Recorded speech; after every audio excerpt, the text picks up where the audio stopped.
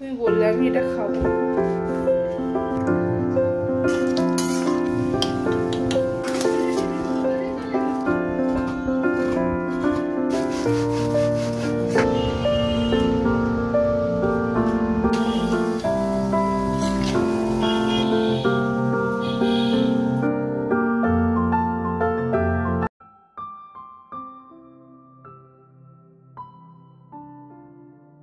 কাছাকাছির পরে জামা কাপড়গুলো একটার সাথে আরেকটা যেভাবে পেঁচিয়ে থাকে, তো শুনেছিলাম এরকম সিলিকনের বল দেয়া থাকলে পরে জামা কাপড়গুলো নাকি আর পেঁচায় না। তাই মিশো অ্যাপ থেকে 12টা মতো সিলিকনের বল কিনেছি। আজকে প্রথম এই ওয়াশিং মেশিনের মধ্যে দিয়ে চালাচ্ছি, দেখা যাক কাছাকাছি শেষে কি হয়। Hello everyone, good morning, welcome back to my channel. আশা করি তোমরা সবাই খুব ভালো আছো, আমিও ভালো আছি। আজকে হচ্ছে সোমবার আর এখন বাজে সকাল 7:30। এখন থেকে তোমাদেরকে সাথে নিয়ে আজকের ব্লগটা শুরু করছি। আজকে হচ্ছে জন্মাষ্টমী, তোমাদের সকলকে জানাই শুভ জন্মাষ্টমীর অনেক শুভেচ্ছা।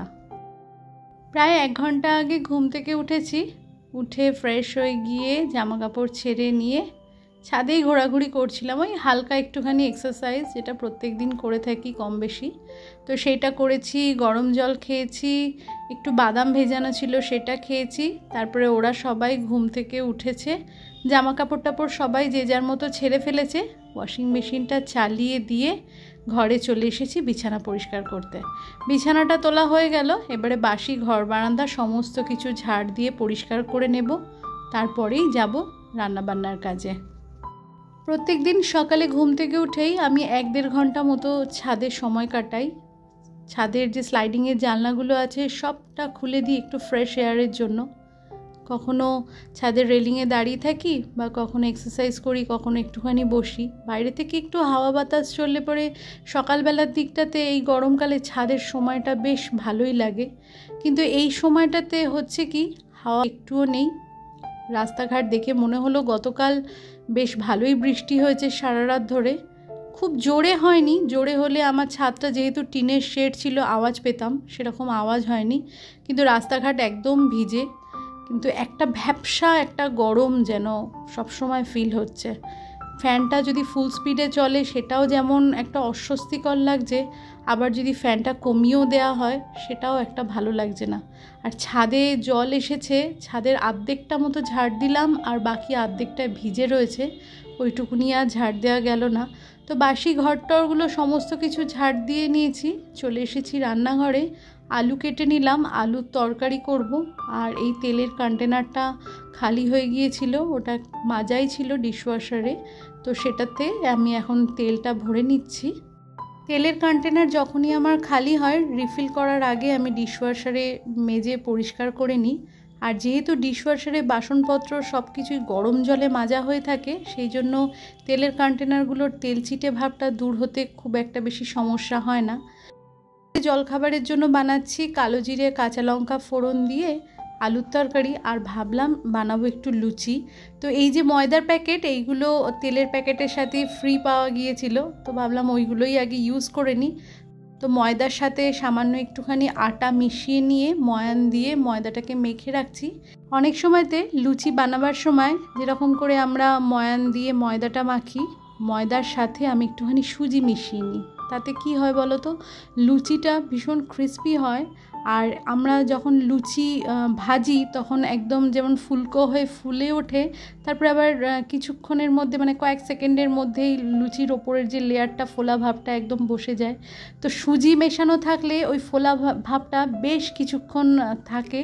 তো বাড়িতে যখন গেস্ট আসে তখন ওরকমভাবে ফোলা ফোলা লুচি দিয়ে প্লেটে দিয়ে প্লেটটা যখন দেয়া হয়, দেখতে বড়ই সুন্দর লাগে। ঘরেতে সব সময় না, কখনো কখনো একটুখানি ওরকম সুজি মিশিয়ে লুচি ভাজি। তো বেশিরভাগ সময়তে এরকমভাবে আটা ময়দা মিশিয়েই আমি লুচি ভেজে থাকি। মাঝে মধ্যে হয়তো শুধু ময়দার ভাজি, তবে শুধু ময়দার লুচি আমার ঘরে কেউ খুব একটা পছন্দ করে না, ওদের কাছে যেন চামড়া চামড়া মতো লাগে। সেই জন্য ওই 3 ভাগ ময়দা আর 1 ভাগ আটা মিশিয়েই আমি লুচিটা সবসময় ভাজার চেষ্টা করি। তো চলো, এই সময় বাবু এসে গেছে, আমার ফুলকো ফুলকো লুচি ভাজা একদম কমপ্লিট। আমরা 3 জনে এবারে ব্রেকফাস্টটা সেরে ফেলি। আগের দিনের একটা ব্লগে তোমাদেরকে বলেছিলাম না, যে লুচি বলো, পরোটা বলো, আর ঘি বা বাটার মাখানো রুটি বলো না কেন, আলুর তরকারির সাথে সবটাই অতুলনীয় লাগে। তো যাই হোক, আলুর তরকারি আমার ভীষণই পছন্দের। তো সবার জলখাবার খাওয়া কমপ্লিট হয়ে গেছে। তো যেটুকুনি যা তরকারি আছে একটা টিফিন বাটিতে ভরে নিলাম, আর ময়দা মাখাটা তো আগেই ফ্রিজে রেখে দিয়েছি। তো এটা দিয়ে আমার রাত্রিবেলাতে হয়ে যাবে। রাত্রিবেলাতে কি খাবার বানাবো এই চিন্তা থেকে আজকে মুক্তি পেলাম। মোটামুটি রান্না করতে তো কষ্ট নেই, কিন্তু কি রান্না করব চারবেলা এটা চিন্তা করতে বড়ই কষ্ট। সবসময় মাথায় আসে না যে কি বানিয়ে দেব। প্রত্যেক দিনের একঘেয়ে খাবার ঘরের মানুষকে দিলে তারাও যেমন খেতে খুব একটা ভালোবাসবে না, তেমনি রান্না করতেও তেমন একটা অসহ্য লাগে। একটু ঘুরিয়ে ফিরিয়ে কিছু বানালে পরে বা ঘরের সবাইকে দিলে পরে তারাও যেমন একটা তৃপ্তি সহকারে খায়। তো তাদেরকে খেতে দেখে রান্না করার এনার্জিটাও আমাদের খুব ভালো মতোই আসে। তো চলো, আজকে রান্না কি করব তার চিন্তা থেকে মুক্তি পেয়ে মনটা বেশ প্রফুল্লিত হয়েছে। তো জন্মাষ্টমী ভাবলাম বানাবো খিচুড়ি। কড়াইটা মেজে নিলাম, কারণ কড়াইটা আমার আবারও লাগবে, তা না হলে আমি কড়াই ডিশওয়াশারেই দিয়ে দিই। তো আজকে খিচুড়িটা একটুখানি বানাচ্ছি অন্যরকম করে। তোমরা চাইলে একবার ট্রাই করে দেখতে পারো, আশা করি খারাপ লাগবে না। এখানে সর্ষের তেলের মধ্যে 5 ফোড়ন আর 2টো শুকনো লঙ্কা দিয়ে একটা গোটা ফুলকপি আর আলু ডুমো করে কেটে ভাজতে বসিয়ে দিয়েছি। একটু ভাজা ভাজা মতো হবে। আর এখানে 1 কাপ গোবিন্দভোগ চাল আর 1 কাপ সোনামুগের ডাল ভালো করে ধুয়ে নিলাম। ধুয়ে নিয়ে এবারে দেখো ফুলকপি আর আলুটা বেশ ভাজা ভাজা হয়ে গেছে। এর মধ্যে আমি চাল ডালটা মিশিয়ে দিচ্ছি। চাল ডালটা হালকা একটু ভাজা ভাজা মতো হবে এই ফুলকপি আলুর সাথে। তারপরে দিয়ে দেবো 4 ভাগের 1 ভাগ বাঁধাকপি। এটা একটা বড় সাইজের বাঁধাকপি ছিল, তো 4 ভাগের 1 ভাগ আমি দিয়েছি। আর দিয়েছি একটা টমেটো আর 2টো কাঁচা লঙ্কা আর 1 ইঞ্চি মতো গ্রেট করা আদা এর ওপরেই দিয়ে দেবো। এই খিচুড়িটা এত অপূর্ব লাগে। শীতকালে বানালে পরে তো অনেক রকমের সবজি থাকে, গাজর, বিনস, ভীষণ সুন্দর লাগে, কড়াইশুঁটি। তো গরমকালে আমি অনেক সময় এর মধ্যে মিষ্টি কুমড়ো দিই। এর মধ্যে মিষ্টি কুমড়ো, শিম দিলেও খুব ভালো লাগে। তারপরে ঢাকা দিয়ে 10-15 মিনিট চাল ডালটা সিদ্ধ হলে উপর থেকে অল্প একটুখানি মিষ্টি দিয়ে দিলে খুব সুন্দর হয় খেতে। আর নারকোল দিলে তো অপূর্ব। তো আমি না আজকে নারকোল দিতে একদম ভুলে গেছি, নারকোল ছাড়াই বানিয়েছি। সবাই খেয়ে বলল ভীষণ সুন্দর হয়েছে। খিচুড়ি বানানো কমপ্লিট হয়ে গেছে, আর একটু পাঁপড় ভেজে নেবো, ব্যাস হয়ে যাবে আজকের দুপুরে। লবণ মিষ্টিটা ঠিক হলে পরে হলুদ ছাড়া এই খিচুড়ির স্বাদটা যেন একদম অন্যরকম হয়। নারকোল আজ আমার ঘরে ছিল, জন্মাষ্টমী তো ভেবেছি তালের বড়া বানাবো। তো তালের বড়া বানাতে হলে নারকোল কোড়ানোর কাজটা আমার মেয়েরই, কারণ নারকোল কোড়াতে না আমার হাতে ভীষণ যন্ত্রণা হয় একটা। সেই জন্য যখনই নারকোল দিয়ে কিছু হয় আমার মেয়েই নারকোলটা কুড়িয়ে দেয়। তো মেয়ে যতক্ষণ নারকোলটা কোড়াচ্ছে, সকালে ওয়াশিং মেশিন চালিয়েছিলাম, জামা কাপড়টা ভাবলাম মেলে দিই। কিন্তু এই যে দেখো কোনো কাজই হয়নি। কিন্তু সিলিকনের বল, জানি না আমার এই বলগুলো খারাপ কি না। তো জামা কাপড় যথারীতি যেরকম পেঁচিয়ে যায় সেরকমই পেঁচিয়েছিল। ইউজলেস মনে হলো আমার কাছে জিনিসটা। হয়তো আরও ভালো বা আরও বড় সাইজের বল কিনলে হয়তো কাজ হবে, কিন্তু আমি তো অ্যাপের থেকে যেরকম দেখেছি ওরকম কিনেছিলাম। আমার এটা একদমই ইউজলেস হয়ে গেছে। তো চলো জামা কাপড়গুলো ঝটপট মেলে দিই। আর বাইরেটা এখনও মেঘলা হয়ে রয়েছে। জামা কাপড়গুলো শুকোতে হয়তো আজকে তো মনে হয় না শুকাবে, শুকাতে হয়তো কালকে।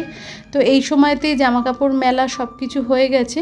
মামামের ওদিকে নারকোলটা কোড়ানো হয়ে গেছে, তালটা নিয়ে এসেছে। এবার তালটাকে ছাড়িয়ে তালের কাইটাকে বার করব।